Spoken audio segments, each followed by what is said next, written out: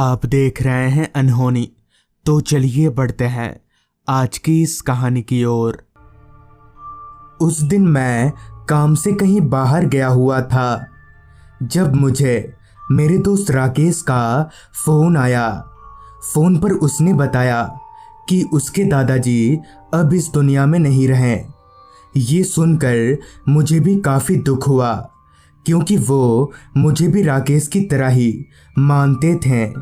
खैर मैंने राकेश से बोला, पर भाई मैं तो काम से बाहर आ गया हूँ, तुम लोग अंतिम संस्कार कर दो क्योंकि मैं शाम से पहले नहीं आ पाऊँगा।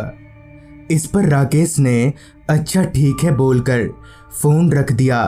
मैं भी फटाफट अपना काम निपटाने लगा ताकि जितना जल्दी हो सके राकेश के यहाँ पहुँच सकूँ।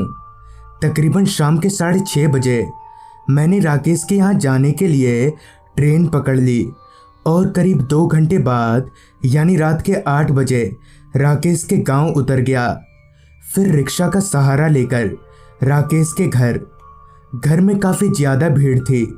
शायद राकेश के सारे रिश्तेदार आ रखे थे और उसी भीड़ में मुझे इसी गांव का मेरा एक दोस्त बबलू दिखा। इससे पहले कि मैं उसके पास जाकर बात करता, बबलू भीड़ के अंदर से होकर कहीं चला गया। खैर मैंने राकेश के पास जाकर उसकी हालत देखी तो उसकी हालत बहुत ख़राब थी। रो रो कर उसकी आंखें लाल पड़ चुकी थी। मैंने राकेश से कुछ देर बातें करी। इन्हीं सब के दौरान मैंने उससे पूछा, बबलू भी आया है, उससे मिला तू? इस पर राकेश की तरफ से जो जवाब आया वो किसी को भी हैरानी में डाल सकता था। क्या बबलू? पर यह कैसे हो सकता है, वो तो 3 सालों से लापता है। मगर मेरी आंखें गलत कैसे देख सकती हैं? हालांकि अगर मैं चाहता तो बबलू वाली बात को लेकर आगे भी बढ़ सकता था, मगर इस मौके पर मुझे ये करना ठीक नहीं लगा। इसलिए मैंने विषय बदलते हुए बात को रफा दफा कर दिया। कुछ देर और हमने बातें की। फिर जब लगा कि अब निकलना चाहिए तो मैंने राकेश के हाथों में थोड़े पैसे थमाते हुए कहा, ये रख, कुछ पैसे हैं, इन्हें दादाजी के काम क्रिया में खर्च कर देना, अब मैं निकलता हूँ। इस पर राकेश बोला, पर अभी कैसे जाएगा तू? अभी कोई ऑटो नहीं मिलेगी स्टेशन जाने के लिए? जिस पर मैं बोला, पैदल ही चला जाऊंगा, तू चिंता मत कर। फिर राकेश बोला, अच्छा सुन, तू जिस रास्ते से आया ना उससे मत जाना, दूसरा रास्ता है, थोड़ा लंबा पड़ेगा, मगर उसी से जाना। हालांकि मैं जाने वाला तो उसी रास्ते से था, मगर बात आगे ना बढ़े इसलिए मैंने राकेश की बात पर झूठी हामी भर दी और चलता बना।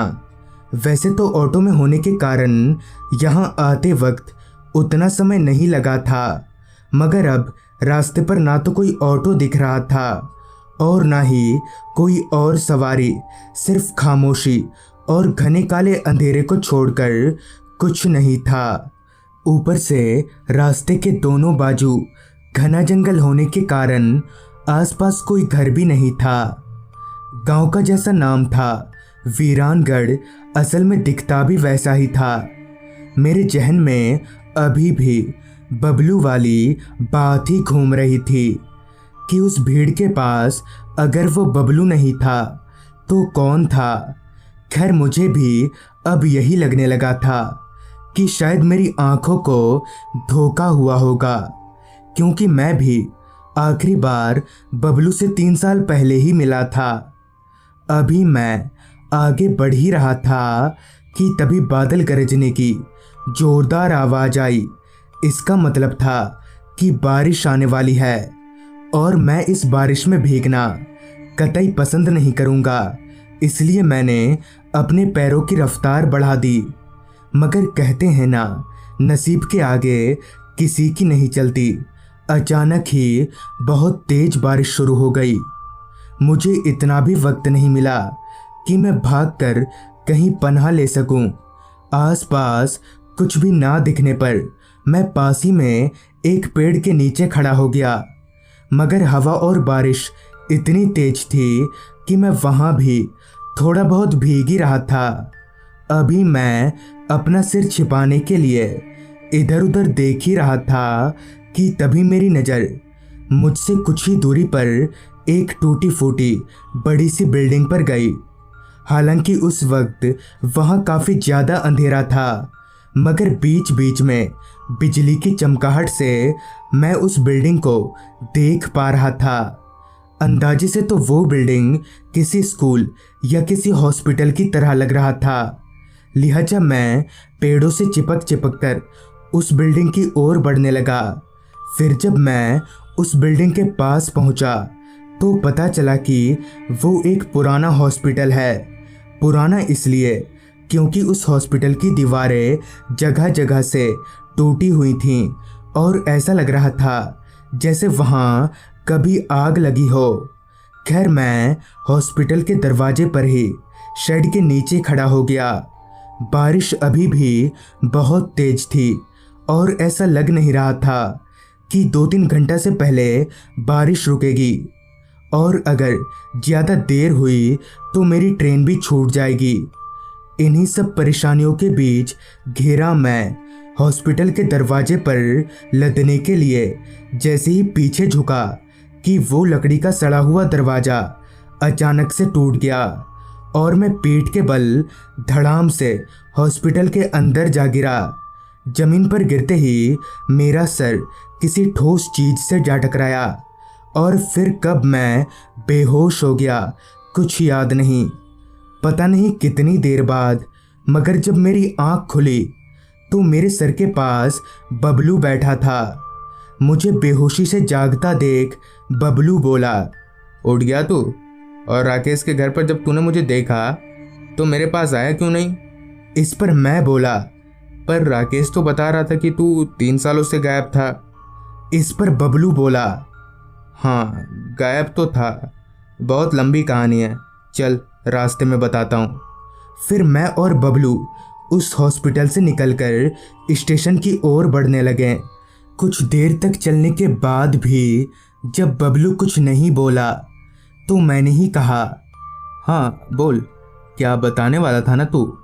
मेरी बात सुनकर बबलू ने बोलना शुरू किया, सुन, बात आज से करीब 3 साल पहले की है। वो हॉस्पिटल जहाँ अभी हम लोग थे ना, वो पहले चालू था, मगर हमारे गांव का जो भी रोगी उस हॉस्पिटल में जाता था वो कभी वापस नहीं लौटता था, क्योंकि उस हॉस्पिटल में जो भी जाता था हॉस्पिटल वाले उसकी किडनी, आँख सब कुछ निकाल लेते थे। मगर बहुत जल्दी गांव वालों को इस बात का पता चल गया और उन्होंने हॉस्पिटल को आग लगा दिया।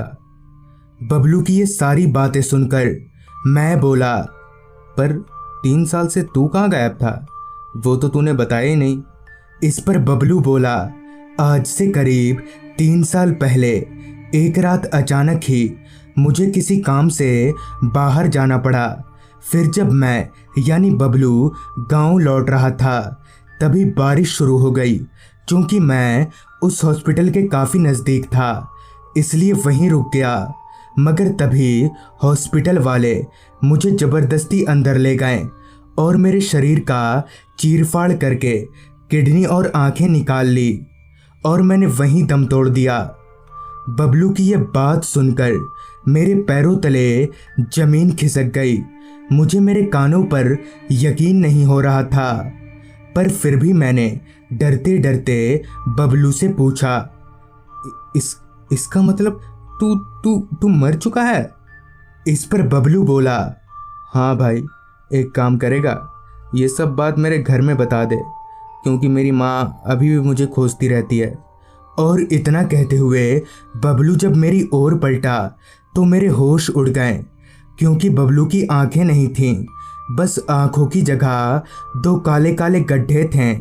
इतने में ही बबलू मुस्कुराते हुए मेरी आंखों से ओझल हो गया, मगर मैं डरा नहीं और वहीं रुककर राकेश को फ़ोन लगाकर सब कुछ बता दिया।